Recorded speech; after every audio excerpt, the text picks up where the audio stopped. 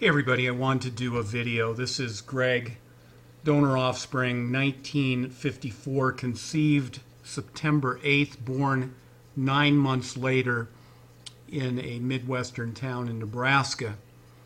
And didn't find out till 1983, some 29 years later, that this gentleman here was not my father, nor was he related to me.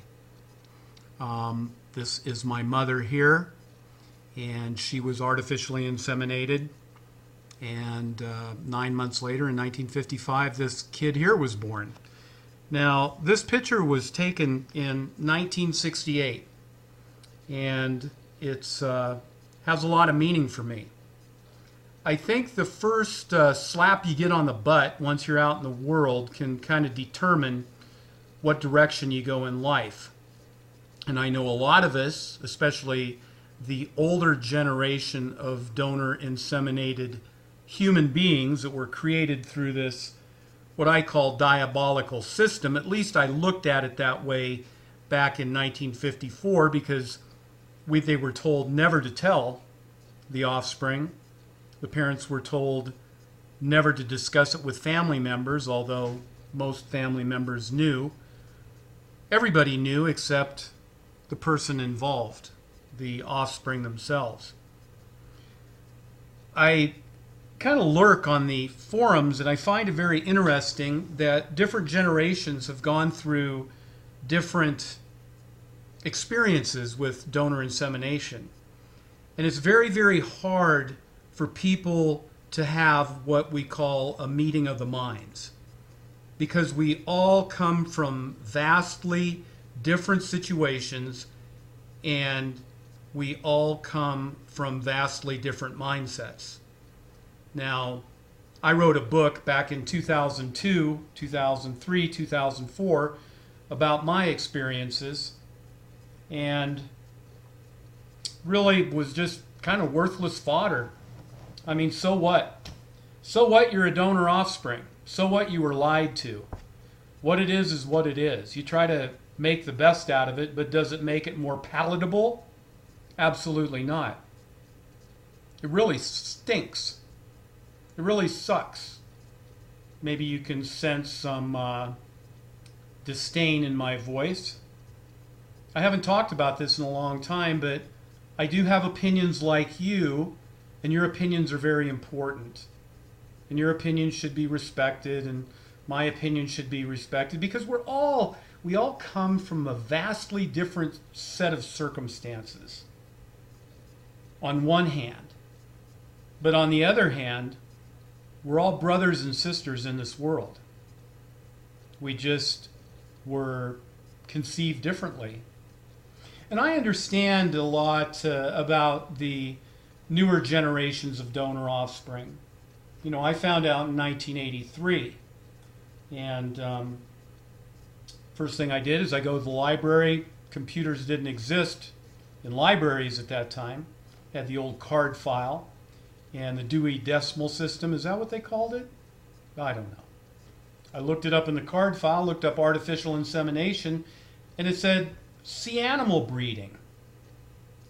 And I thought, wow, what am I? Conceived like an animal?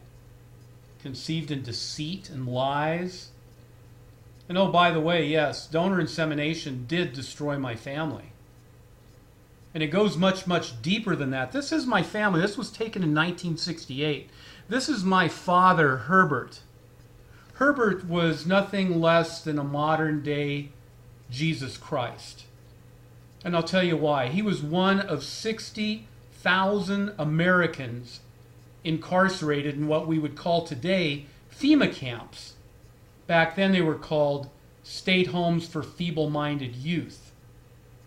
And if you were poor, or you couldn't find a job, or you couldn't provide for your family, the state social services could come in without a court hearing, kind of like NDAA, and remove your children, remove the family from the home, and put them in one of these state-run institutions. Now you can go on Yahoo, or go on Google, excuse me, and Yahoo and all those places, and put in like Nebraska State Home for Feeble-Minded Youth. Well, my father was put in the Nebraska State Home for Feeble-Minded Youth, where he was eugenically sterilized. That's right. He was sterilized because they wanted more of the fit and less of the unfit. Now, I'm going to try to give you just a little brief education. This isn't my opinion. This is factual information that most people aren't even aware of. And in today's world, most people don't have the brain capacity to process what I'm saying and really use Common Core math to figure it out. Right. Well, my dad was a really great guy. He was just born on the wrong side of the tracks to an alcoholic father who beat him, and before he knew it, that same guy took him down to the Nebraska State Home for Feeble-Minded Youth, where he'd spend his next 13 years on a state-run work farm. I wanted to ask you a question. How old do you think this man is? This is my father. This is me. I'm 13 years old, 1967, 68, excuse me. This was taken at our church. Yeah, my mom forced us all to go to church. One of the best things I ever did. Tried to get some semblance in this insane world, even if it was down on my knees praying to God, trying to figure out what in the heck's going on. And I'm still down on my knees. I'm still praying to God. And I'm still trying to figure out what's going on. And the rabbit hole just gets deeper and deeper. But that's another whole story. This guy was a prince of a human being. You know, we all have our social fathers, the men who raised us. If you are a newer donor offspring, the chances of you knowing that that wasn't your father is pretty strong. But if you were a child of the 30s, 40s, 50s, and 60s, of course you were told to lie. And my doctor told this lady to lie and this guy to lie to me. And it really broke up this family. But I will say this, my father never abused me. He was always very proud of me because he never thought he could have a son. I was the biggest blessing that he ever received, and I was the biggest blessing to this lady here, and these two young children here were a tremendous blessing to all of us. These are my sisters. This is Lisa, 3 years old, and Jody, 2 years old. Now I'm going to tell you how old my dad is. This will blow you away. He's 44 years old. And my mother in this picture is 39 years old. This guy was absolutely crucified by the political system in this country and the world. And there's a whole big movement behind eugenics. We know about positive eugenics and negative eugenics. And eugenics was a big thing back when artificial insemination in the day, the 40s, 50s, and 60s was a big thing. More of the fit, less of the unfit.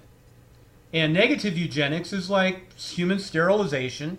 They sterilized this guy here, forced my mother into using another man's sperm to come up with this kid right here.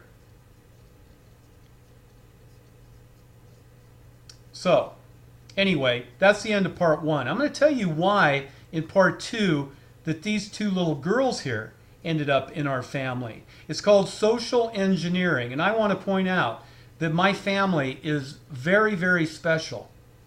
And I definitely have been molded and shaped by my experiences of the last almost 60 years.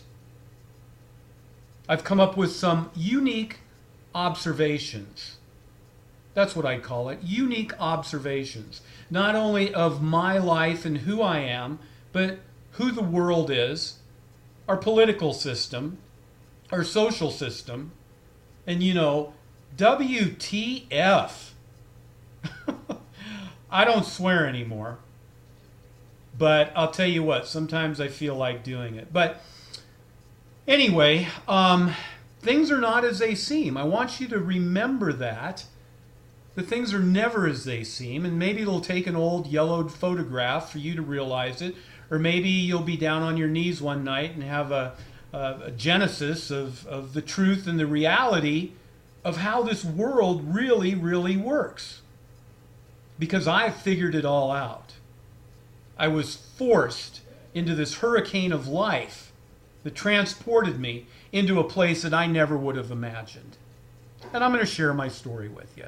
So anyway, I appreciate all you guys out there giving your opinions, making yourself known. We're not all going to agree, but we can agree on one thing.